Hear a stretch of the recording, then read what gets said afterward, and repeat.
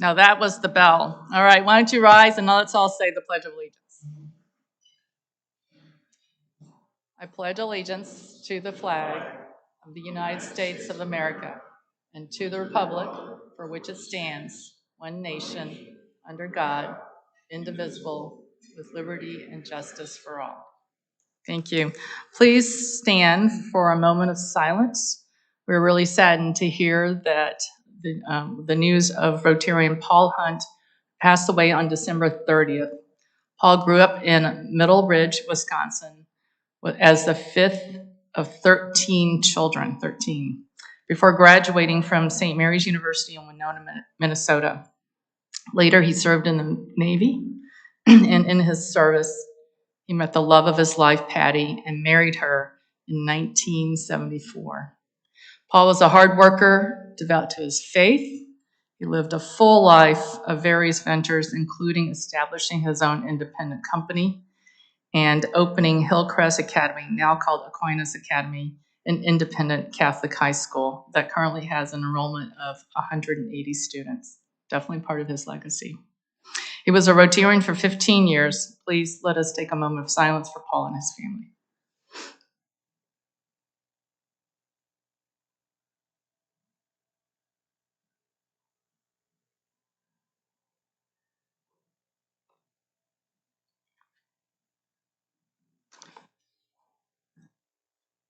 Now I'd like to invite Jim Berry, president of Berry Company, to say a prayer to honor Paul, as well as to give our invocation.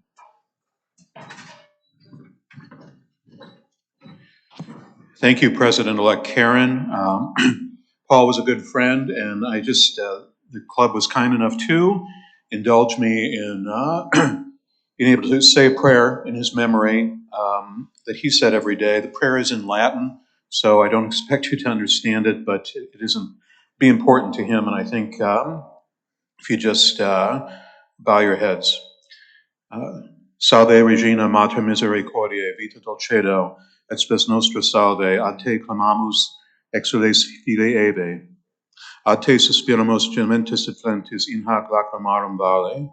Ea ergo advocato nostra, illos tuos misericordias oculos ad nos converte, et Iesum benedictum fructum ventris tui, nobis pactos exilium ostende, o clemens, o pia, o duces Virgo Maria. Requiescat in pace, Paul. Thank you. For our invocation today, this coming Monday is Martin Luther King Jr. Day, and I think it is fitting that we honor this day with one of the prayers that he composed. This prayer is found in a collection of King's prayers entitled, Thou Dear God, Prayers That Open Hearts and Spirits. Let us pray. Thou eternal God, out of whose absolute power and infinite intelligence the whole universe has come into being, we humbly confess that we have not loved thee with our hearts, souls, and minds, and we have not loved our neighbors as you have loved us. We have all too often lived by our own selfish impulses rather than by the life of sacrificial love that you revealed to us. We often give in order to receive. We love our friends and hate our enemies. We go the first mile, but dare not travel the second. We forgive, but dare not forget. And so as we look within ourselves, we are confronted with the appalling fact that the history of our lives is a history of eternal revolt against you. O God, have mercy on us. Forgive us for what we could have been, but failed to be. Give us the intelligence to know your will. Give us the courage to do your will. Give us the devotion to love your will. We ask all this in your name. Amen.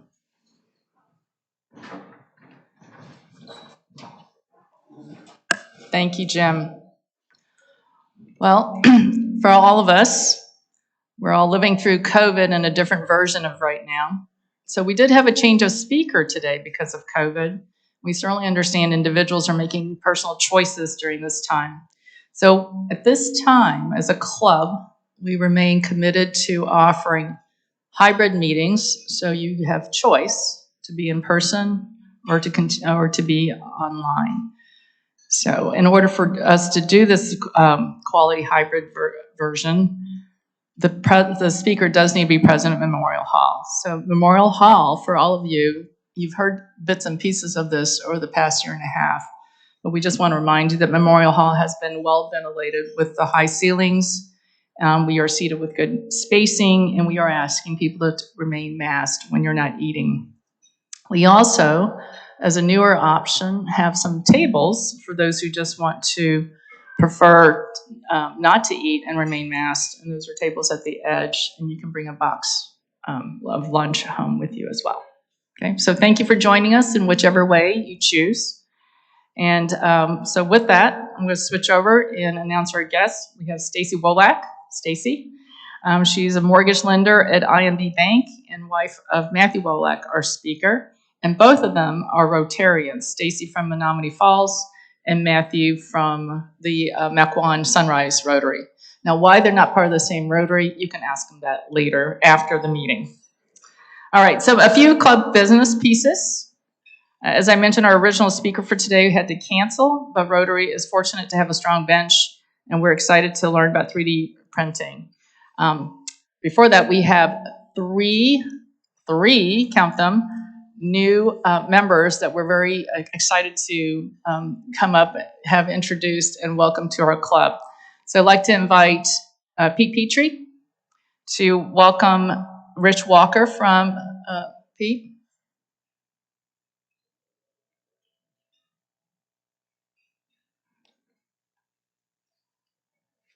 So Pete, come on up.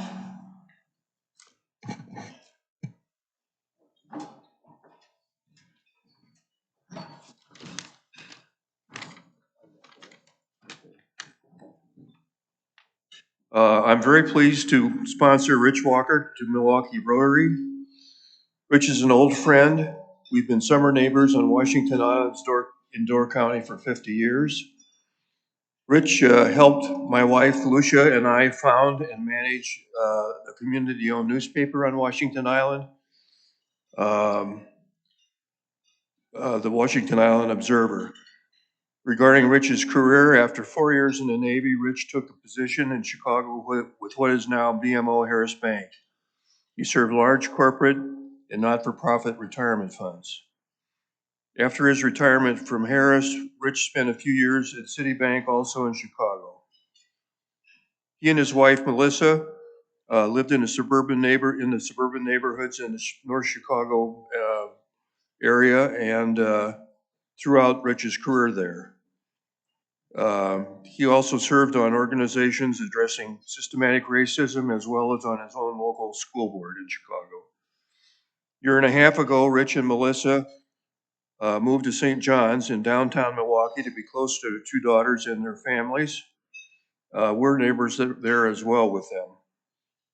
Rich is a very curious person and is interested in learning more about his new home city. Rich, you want to?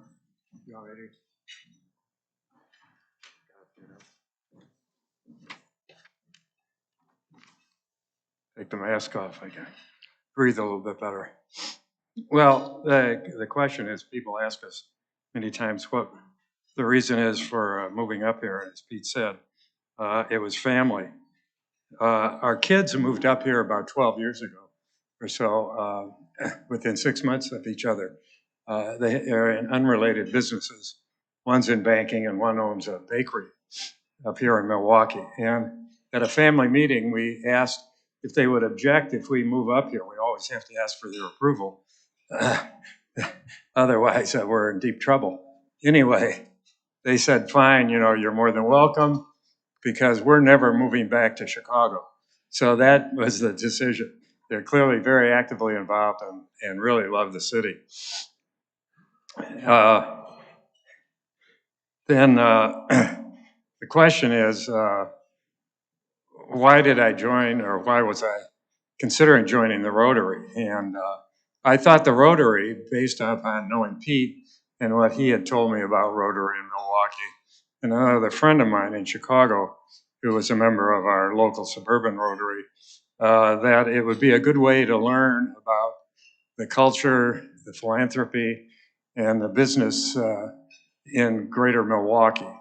And so I thought that this would be a good way to get a better understanding of what's going on in our new home in Milwaukee. And so it's worked out really, really very well. We think the quality of life here is significantly better than Chicago. And I keep wondering why I didn't move up here a long, long time ago. But anyway, it's really worked out very well for us. The only other thing that I think I would like to mention is that COVID has prevented us from learning more about what's going on in Milwaukee, of course. We're sometimes in what I call lockdown, and we don't get out very often. But anyway, we are trying to attack the long list of places we want to see and learn more about in Milwaukee. So we're on the move. We support as many things as we can. And of course, one of the things we learn to enjoy is what's going on in the field of athletics. And so we support the Brewers, the Bucks, and the Green Bay Packers. There's only one exception, and that is when they're playing the Cubs, the Bears, or the Bulls, they're our winning teams, except for the Bears recently. Anyway, thank you very much. I appreciate the opportunity to speak with you and get to know you a little bit more, and I'm just delighted to be a member of the Milwaukee community. Thank you. Okay. Welcome to the club, and I think we can tell that you're generally a smart person because you've moved not only closer to family, but lower taxes, less commute, and sometimes street parking available. Not lower taxes, though. We'll debate that. But welcome to the club. Okay. We'll hope to talk about your sports team choices later. Yeah. All right, great. Well, in addition to Rich, we have two other members. So I want to invite Dan Nelson, President and CEO of Nelson Schmitz, to introduce two new members, Sri Mopidi and Vihu Singh.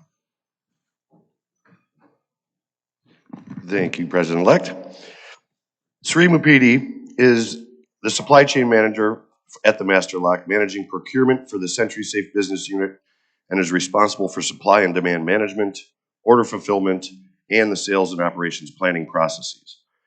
The biggest problems he's tackling now for 2022, not surprisingly, is ensuring adequate supplies of semiconductor assemblies from their Chinese suppliers, managing logistics of electronics, and prioritizing production for their global customer base. Previously, Sri worked at Rockwell Automation in several roles managing supply, inventory, and new product planning. Sri also currently leads the Diversity, Equity, and Inclusion team at Master Lock and volunteers with Big Brothers Big Sisters of Milwaukee. He is most interested to work on issues advancing the cause of social justice. Sri was born in India and moved to the United States in 2003 to pursue his master's degree in supply chain management at Syracuse University, and then spent 5 years in Syracuse and Albany, New York. Rockwell Automation is what brought Sri to Milwaukee, thankfully, in 2008. Sri currently lives in Fox Point with his wife Suchi, his 8-year-old daughter Mohini, and 6-year-old son Arjuna. They enjoy yoga and running, and Sri has completed several marathons. In the summers, Sri and his family spend a lot of time hiking and enjoying the outdoors.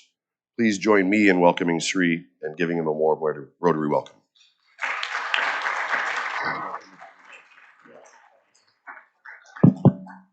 Hello, everyone. I'm Sri. Thanks, Dan, for that warm introduction. I'm really honored to be a part of the Rotary. This is actually the first a group I've joined, and I'm really glad that's the Rotary. And I want to thank Dan for inviting us for meetings before. We attended 2 meetings, and we were sold on the first meeting itself. So thanks, Dan, for your the way you introduced us and sold us about all the good things that Rotary does. So looking forward to working with all of you and contributing in any way possible. Thank you.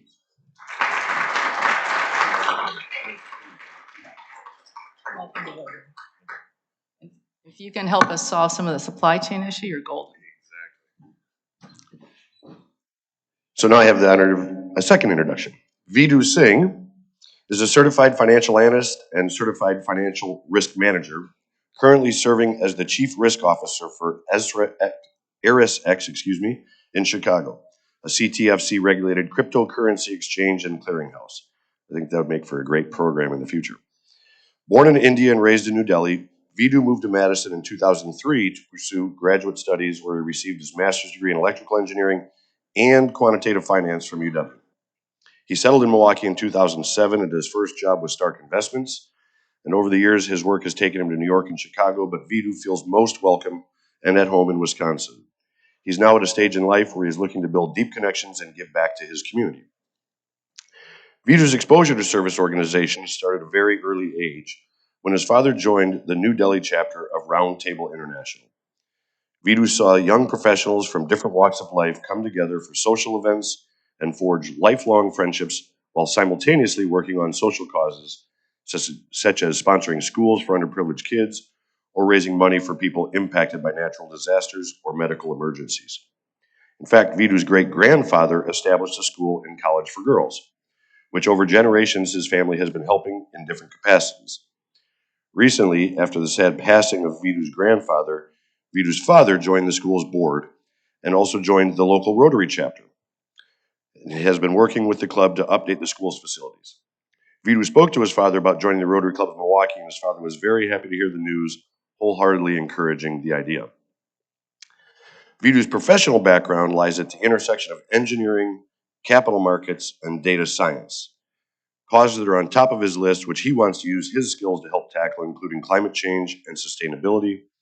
And he looks forward to working with like-minded individuals to continue raising awareness of these topics and believes adoption of better technology and data-driven solutions have key roles to play, helping change people's behavior and adopting sustainable habits as part of their daily lives. Vidhu would also like to work with people who have been less privileged as he has been, helping them in whatever capacity he can as a member of the Rotary Club. Now, please join me in giving Vidhu a very warm Rotary welcome.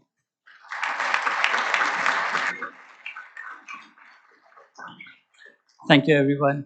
Thank you, Dan, for those kind words. And as Sharon mentioned, thank you for inviting us over and having patience with us as we went through this process.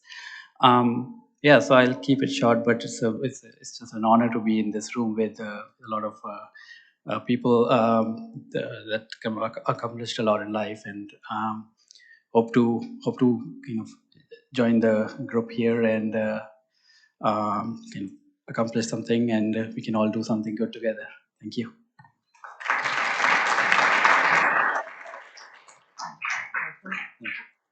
Very good. Thank you.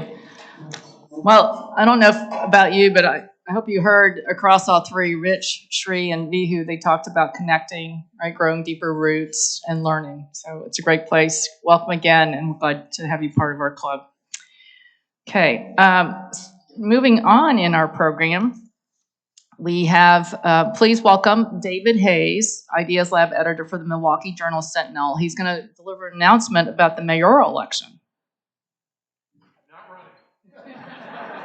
Everyone else is. Thank you. President-elect Karen, thank you very much. So I'm Dave Haynes. I'm the Ideas Lab editor at the Milwaukee Journal-Sentinel. And we have launched a project called the Citizens Agenda, along with two partners, WUWM, our NPR station, and Milwaukee PBS. And the project is very simple. We're going to ask as many people as possible in our community over the next 4 weeks, what do you want the candidates for mayor to be talking about as they compete for your votes? So again, what do you want the candidates for mayor to be talking about as they compete for your votes? We have an online form at our websites, but you'll be getting, I think you've already gotten an email with a link to a Rotary form that you can fill out. You'll get that again, I think, later in the week. And we'd love for you to tell us. The idea is that from the grassroots up, can we let the candidates know what you're thinking and what you really care about? So that's the purpose, and we'd love it if you could participate. Thank you very much.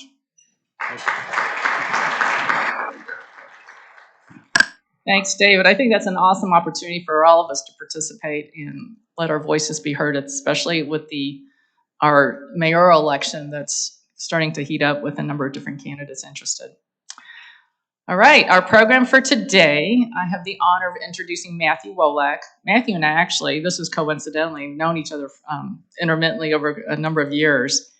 He is an additive advisor to GSC, a leader in 3D engineering solutions, which is very cool, and potentially an answer to some of the supply chain woes we've all been having. SolidWorks, 3D CAD, and his powerful suite of modeling software, along with 3D printing provider Mark Forged. Matthew and his wife Stacy live in Germantown. He's a member. I've already mentioned that he and his wife are members of Rotary, and they're also big supporters of Big Brothers Big Sisters. They enjoy hiking, pickleball, and travel. Please welcome Matthew Wolak.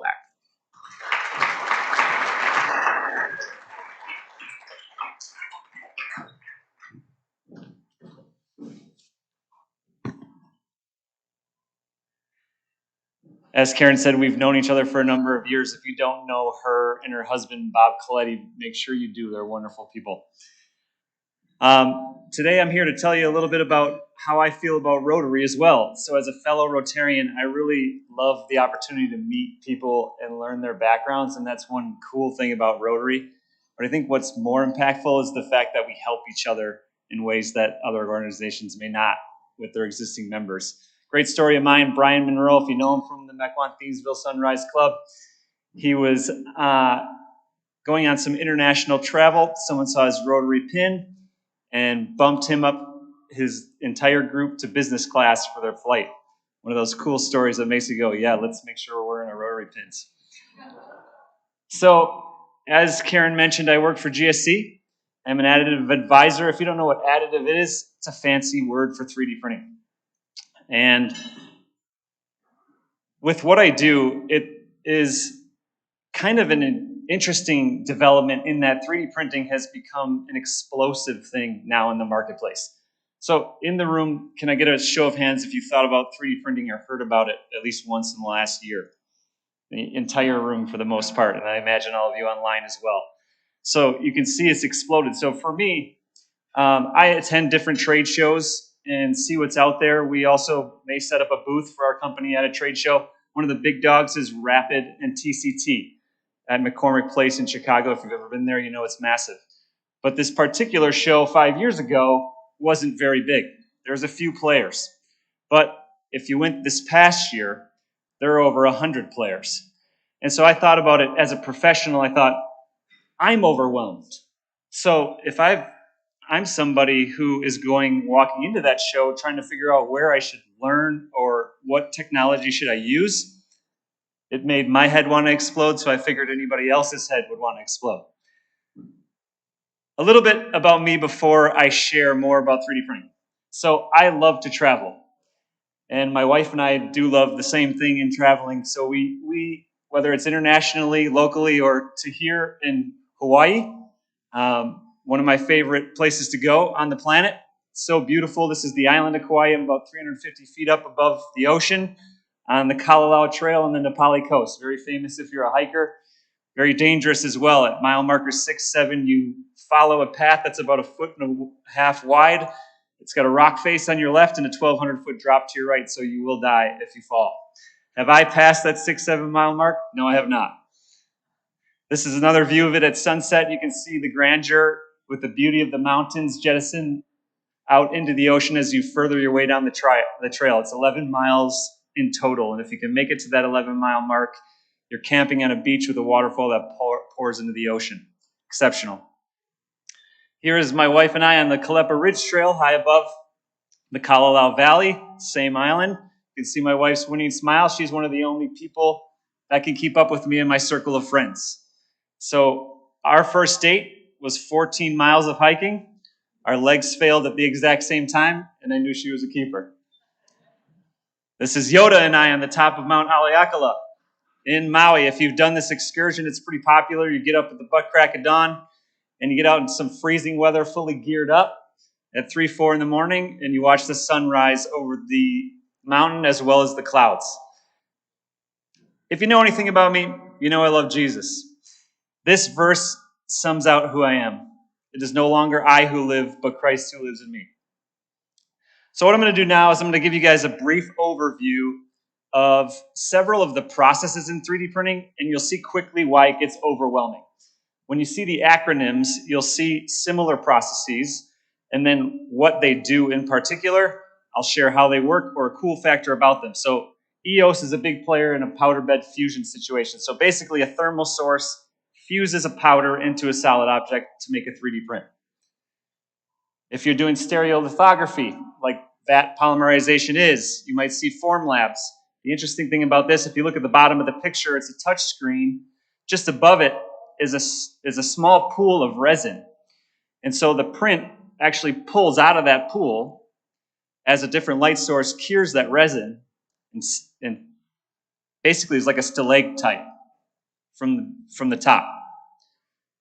A little bit different, MDM, FDM, or FFF, or material extrusion as it's called, where this guy's fingers are the base plate. And so in this particular process, it builds up from the ground, layer by layer. Material jetting is probably my favorite to discuss because what you can do is 3D print two different materials on the same object.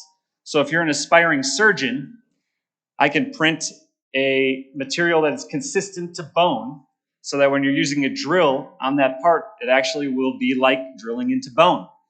And then a membranous structure and consistency, as you can see the brain above it.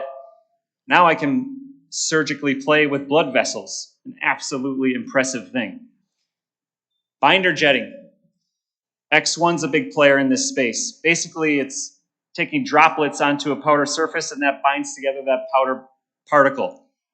You can basically 3D print sand, which for a foundry, if I can print my sand casting, I saved myself a ton of work. So that's just kind of a brief overview of the processes in 3D printing, but I want to focus our attention into the understanding of where 3D printing matters today and how it differentiates itself from where it's been for 30 years. So most of us in this room know what a prototype is. If I've got a customer and they have me make this, I want to see that before I go into full production. They show me a prototype. That's where the space has been all this time. So I'm going to connect our brains a little bit to manufacturing because that's where the biggest bang for your buck is today. So most of the customers that I talk with in the companies that I do, they are usually thinking of one of these things and prioritizing one over the other, or 1, 2, 3 down. So it's usually reducing their manufacturing costs, or they want to get to market faster. They want to improve their manufacturing or improve their supply chain efficiency. So they're all kind of thinking in this world. So what I want to challenge us all to do in the room today is not think of 3D printing and how you can use it, because pretty much everybody can use it, but think about it as a problem that's meant to be solved. I liked what Karen said before about supply chain efficiency, with one of our newer members being able to help in that area. As you know, that's all of us need help in. So, the game changers, where it really matters. What I like to call mini manufacturing is the first place.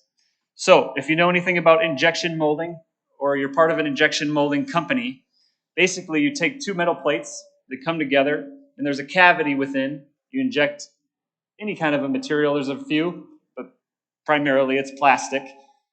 Cures inside, those plates open up, it drops out, the part does. So if you've ever been to the Milwaukee Zoo and you want to print a little gorilla, or an elephant, or a giraffe, you stand in front of that thing forever, never ends, and then finally your little gorilla pops out. That's essentially what injection molding is. But these guys that are in injection molding, they're not wasting their time on part orders that are 100 or 1,000. They're doing 10,000, 100,000, million part orders. Okay, so that stuff's flying. Do they have the money, or the resources, I should say, to be able to do 100 parts or 1,000 parts? Absolutely. But it's cost prohibitive because those metal plates are very expensive. 10 grand, 20 grand, 100 grand, easy.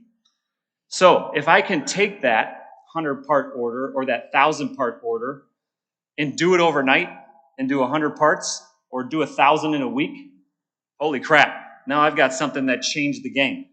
So this hasn't been done before, and then if I'm using HP and I'm printing that part, I've got a part that mimics an injection molded part. Kind of comes out with a little bit of a grainy finish, but if you dye it, then it looks consistent with an injection molded plastic part, which is impressive. The other area is fixturing and tooling. Now, not everybody in the room is going to know what fixturing and tooling is, so I'm going to explain it. But if you are in the manufacturing space, you know what I'm talking about. So Mark Forged came out with two different parts of their platform. a composite platform, which is essentially plastic, and metal. So you can print metal and you can print plastic. But a lot of companies print plastic, so that doesn't really matter. Here's where the game changed. If you look at the bottom right-hand corner where it says Onyx, ABS, and nylon, ABS, nylon, and PLA are materials that are pretty common to 3D printing. But they're not very strong. They're actually pretty weak, and I could snap apart pretty quick in my hand, regardless of which one of those three it is. So Markforged took a nylon 6 specifically. They combined that in a blend with a chopped carbon fiber powder, and that made Onyx. You can see it's not really doing much though. It's a little bit stronger, about 1.5 times stronger. But if you look up on that stress strain curve and you start to see Kevlar or fiberglass or carbon fiber, now we're going up quite a bit. And if you look at carbon fiber, it's at strength with aluminum. So you're taking a plastic part as strong as aluminum. That's an impressive thing, and there's no other company in the industry doing that. So when they did that, it made a significant impact, which I'll share how and why. Let's not forget the metal 3D printing side. It's a really exciting place right now in 3D printing. Everybody wants to talk about metal 3D printing, no matter what the company is that I'm working with first. Why? Because you can print metal. I can print a 17.4 stainless steel at 95% the material property and composition of a 17.4 stainless steel. I can print A2, D2, H13 tool steels, Inconel, copper, titanium, 316L. It's going to continue to develop, but it's amazing that you can already do that. So I'm just going to give you a brief understanding of how this particular process is done. This is called atomic diffusion additive manufacturing. It's a Markforged process for their metal 3D printing. Basically, the part is printed layer over layer.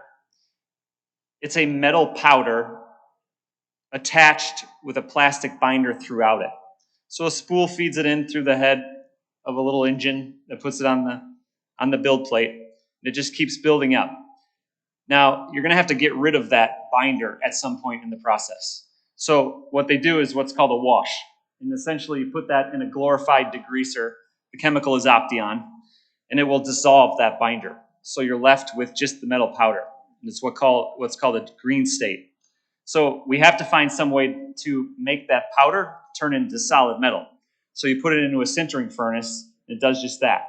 High heat, and then bam, you've got a metal part. So that fixturing and tooling I was telling you about, here are some examples. Those two metal plates that are holding that circle in, it's called a vice jaw. It goes into a CNC machine. Its purpose is to hold that thing perfect and not move so that a drill or another cutting tool can come in and do something to that, whatever the operation is. So you can see some cutting fluid. Sometimes it's a cooling fluid so we don't start the place on fire. And it goes into a CNC machine like this. If you look at the base, there's a tiny little black tool or fixture. That's what it's made up of. That little tool is within that fixture. And then the operation comes in. So this is a very small CNC machine. There are much, much more massive machines with multi-operational capability, but I just want to give you guys a simple example. Another form of tooling is robot end-of-arm tooling, essentially just a gripper. Picks a piece up, drops it in a box or puts it on a conveyor belt, or creates suction and picks up a bigger piece and moves that piece. Now, if you're trying to create suction in manufacturing, you have to have a vacuum channel within the part that's going to hold it. So when you try to machine that on a CNC machine or otherwise, it's a very difficult process. So if I can 3D print those channels within a part, now I've taken the impossibility out of it or the difficulty out of it, and I've essentially made it that much easier for me. Welding fixtures are another form of fixture. So you can see to the left on this one, there's a whole bunch of stuff all over that welding table. Essentially, companies will hodgepodge whatever they can together to hold a part for welding. You can see on the right that big pipe is not really being held well. It's being held, but by a few parts that aren't conformal to the pipe itself. So if I can 3D print that, and it can stand a little bit of weld spatter, now I can change what I'm doing in welding as well.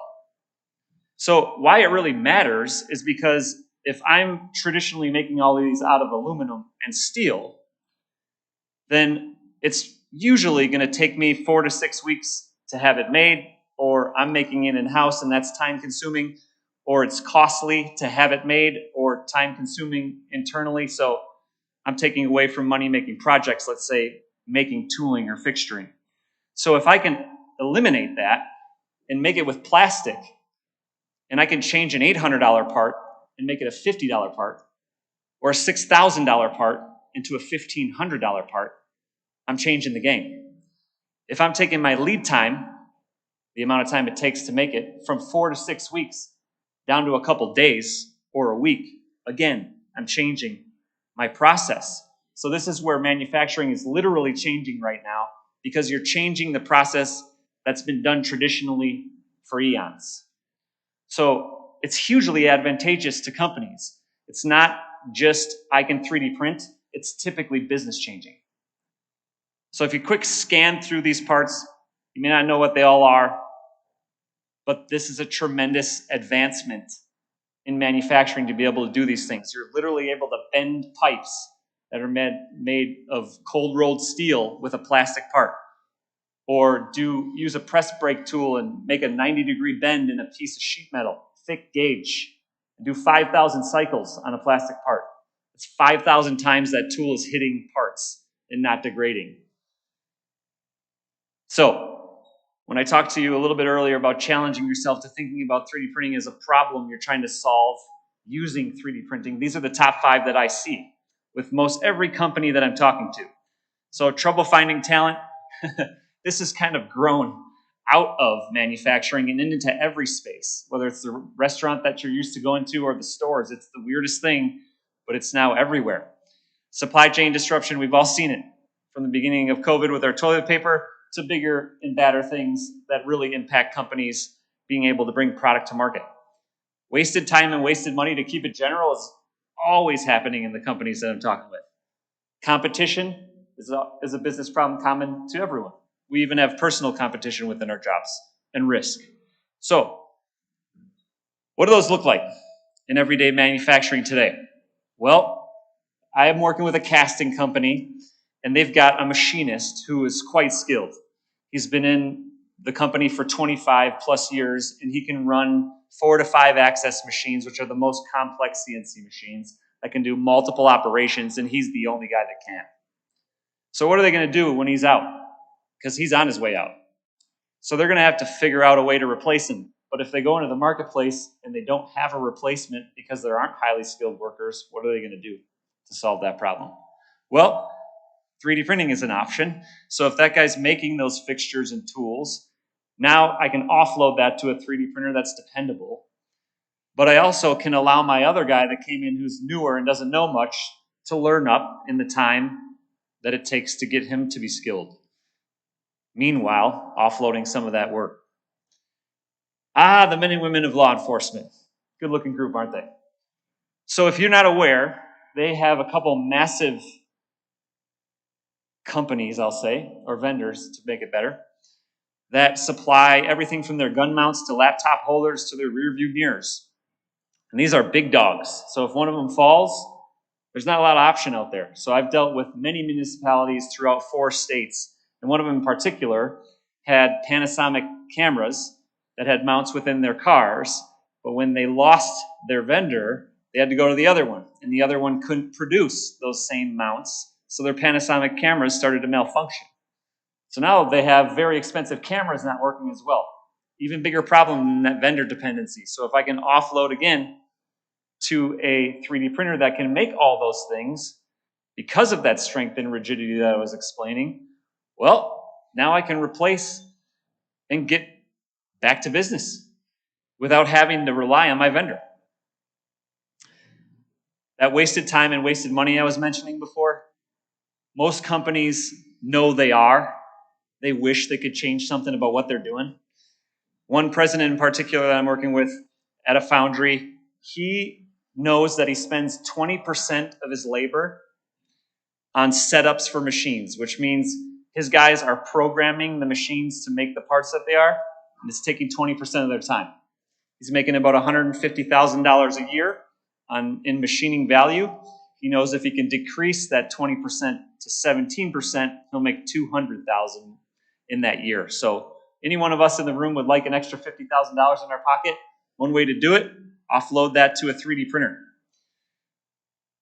Another gentleman I'm working with, president of a company, he does masking of, or I should say, metal coating of parts, and they have what's called a masking operation. So basically, they have to mask the areas they don't want the metal coating on the part. And it's nothing glorified at all. It's literally masking tape. So if somebody is masking taping those areas, it's going to take them up to 10 hours per part to do that. That's a day and then some on one part. So in the first meeting, in under an hour, we found $70,000 to $100,000 of value being able to replace that with a 3D printing solution. All because of those things I described earlier. Plastics that can do stuff they've never been able to do before. Competition. This is one of my favorite ones because I sold this company 2 different machines. One of them in particular took care of that fixturing and tooling, and it mattered to them because they were very, very far behind their competition.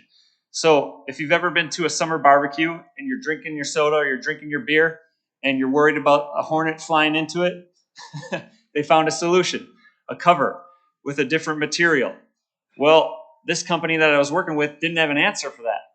And they were already far behind because their competition did, so they had to figure out a way to catch up. Well, they didn't have the time to catch up, and they weren't going to find the time to catch up. But they did when they offloaded some of that to a 3D printer for the fixturing and tooling specifically, caught up to their competition, and then smartly did it even a bit more wise than their competition did and matched the material so they didn't have to adopt a new process and a new material into their existing manufacturing processes. Risk. No matter what company you work for, you face risk. In manufacturing, downtime is a big risk. So if a company has a machine that goes down, 100 grand for some companies in a day. Some, $1 million in a day.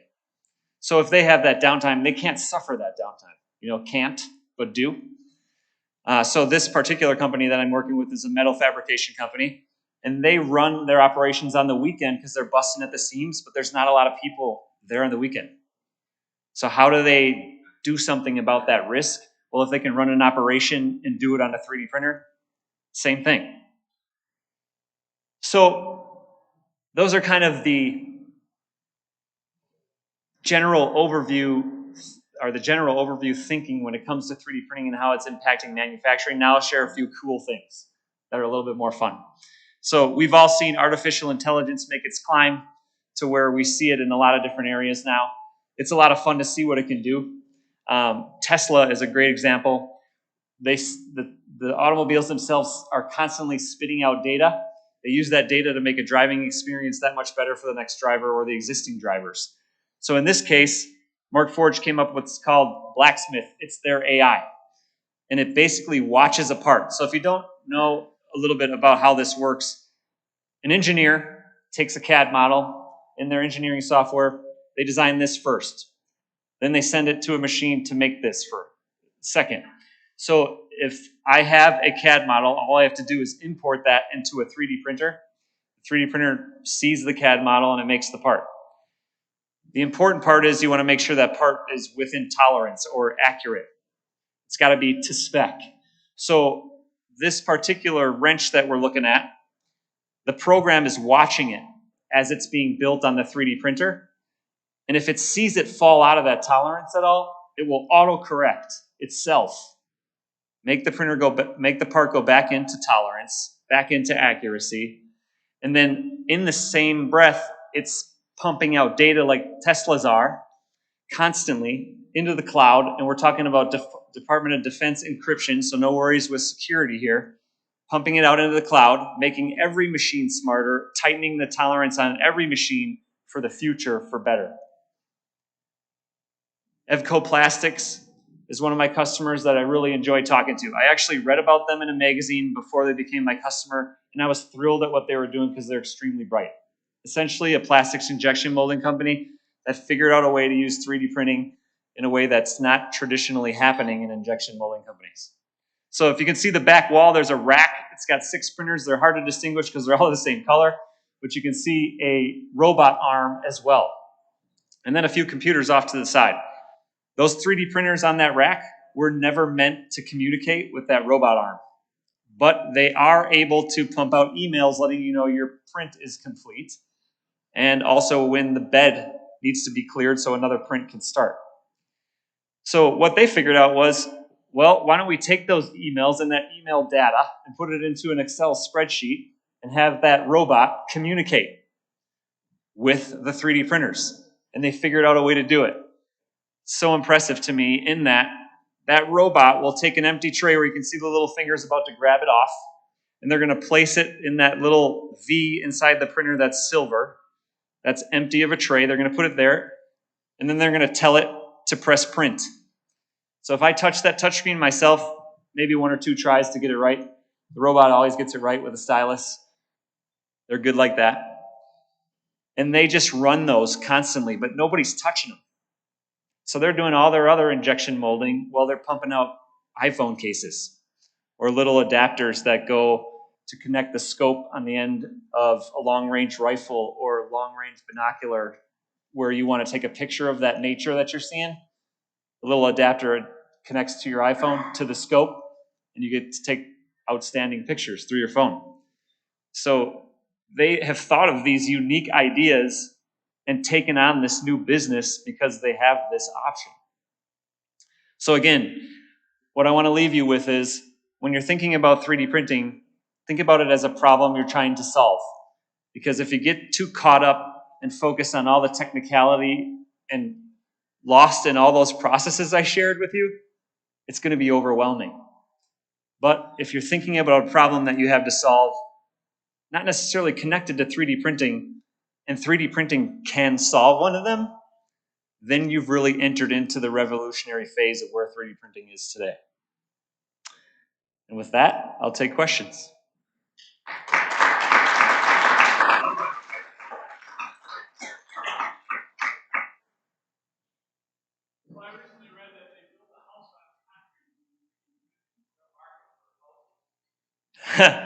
Yeah, that was amazing, the 3D printed house. I don't know if any of you have seen the more recent house that was fully 3D printed as well, all of the contents of the home.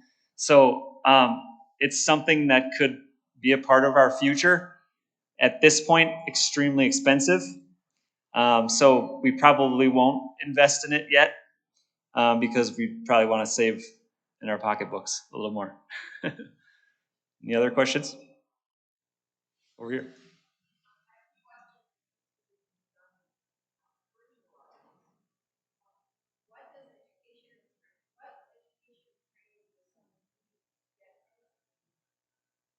So the question was, what education and training does somebody need to get into 3D printing? So it's unique. I would say each provider would have its own training. The thing that we do as a company is we make sure to vet any applications that a company comes to us with that they're interested in checking out. We are spending our time investing and advising in that way to say, hey, this is a good idea to do this application or not. And so we spend a little bit of time training on what's possible. But then when it comes to learning how to use the actual machines, in the marketplace, there's a little bit of variability there. And so one of the things that's important is, on the simple side, every 3D printer has what's called a slicing software. And basically, that's the software that takes in the CAD model data into the 3D printer and translates it so the 3D printer can print that particular piece. So that's easy in that the software does a lot of the work for you, but there is a little bit of learning on how to build the part, let's say.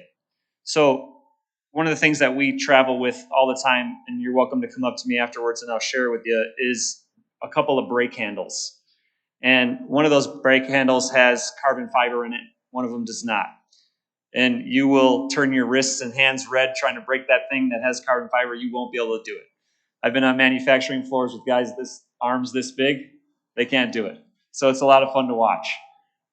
So there's a little bit of understanding of how to place the continuous fiber filament I was mentioning into a part, and how much and where to make the part strong. And so there's a little bit of a learning curve there. But the nice thing about most of 3D printing technology is there's going to be somebody to help train you up. And most companies are going to want to empower you to do it on your own. It's more advantageous to do that most often. So you're going to get a bit of learning that way as well. But I'll say that with this one thing. So metal 3D printing, there's a process called DMLS. It's extremely complex, but it makes very intricate and detailed metal parts that other 3D printing processes cannot do. And you need to have somebody who's skilled enough to run that machine. And so sometimes companies will train up their people to be able to do that. Bring someone in-house to do that specifically, or someone they already have on their team that could be a champion for the technology be brought up as well in learning. And I will just throw this in there too. On a hobbyist side of things, life's pretty easy today. If you want a baby Groot or an Eiffel Tower, you want to 3D print that, you can usually find the model online. And if you take that model as a file on your computer, and then you buy the most cost-effective printer, you can run it, and you'll have your Eiffel Tower in a day.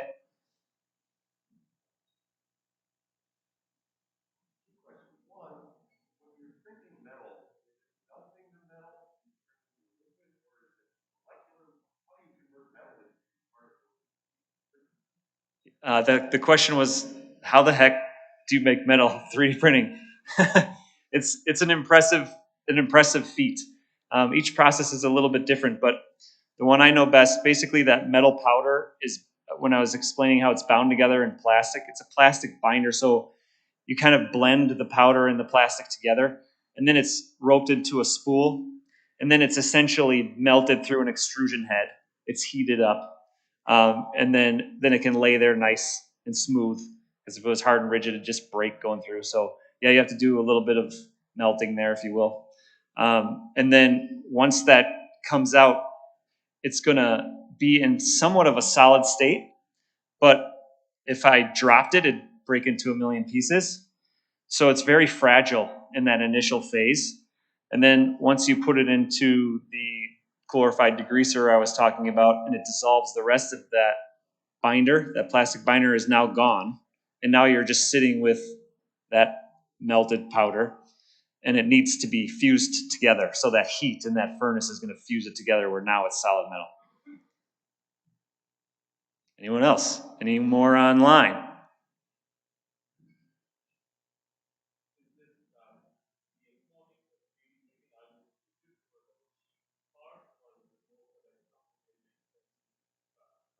It would seem like that, right? So the question is it cost effective on maybe a more affordable scale, or is it just always very costly and only meant for certain individuals and companies?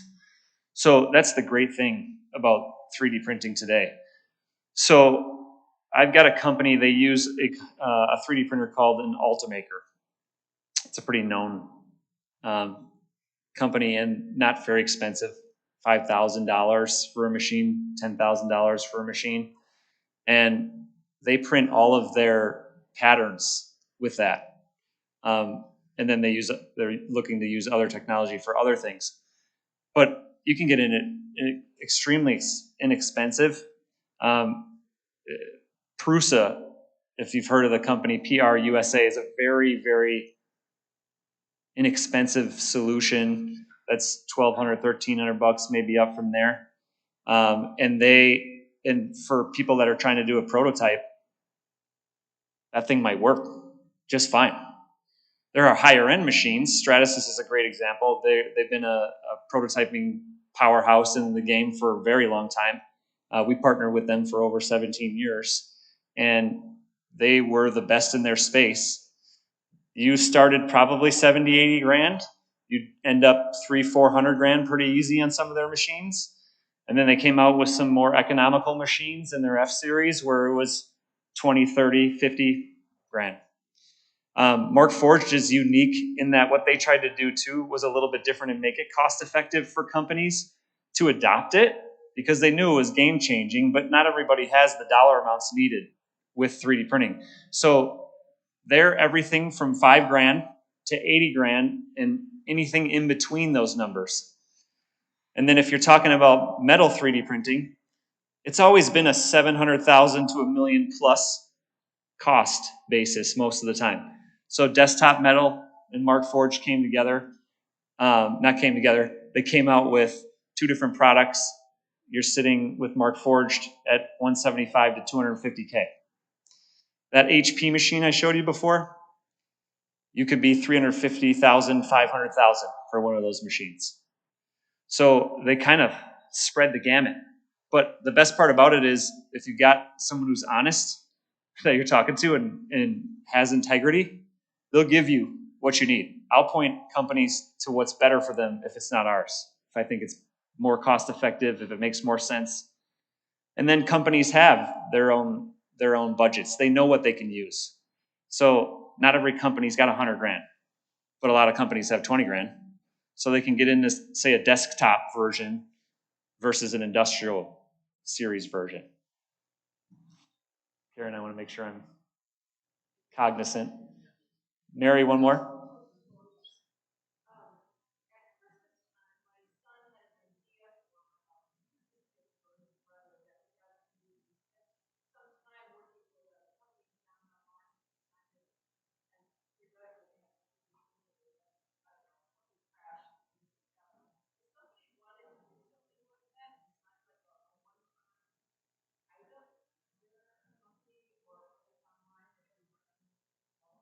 I would recommend GSC, where I work.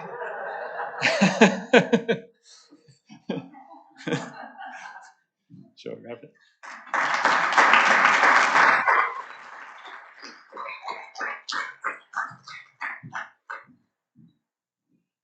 Definitely a lot of advancement in 3D. I didn't even realize how fast it had advanced from a technological standpoint, especially the metal printing. So thank you, Matthew, for sharing your knowledge here. Matthew, in honor of leaders like you who speak at Rotary, we will donate in your name to the YWCA of Southeast Wisconsin, whose mission is around eliminating racism, empowering women, and promoting peace, justice, and dignity for all. And in addition, you get our handy dandy, beautiful Rotary Connecting mug, which is what we stand for. So thank you for joining us today. A few last reminders. We have a few things. It's chilly out there, and the next Coffee Connector is going to be a virtual one Thursday this week, January 13th at 7:30 a.m. And you have your choice of coffee of whatever you're going to be brewing yourself at home, and feel free to join Teresa Regan and others for that. Join us also next Tuesday. Our lunch is going to be a joint program with the Milwaukee Press Club. We are going to host Rotarian Ralph Weber of Weber Advising and Craig Johnson of the Wisconsin Justice Initiative as they discuss law and practice of bail and why bail reform requires data-driven elections. Go out and do some good in the world. This meeting's adjourned.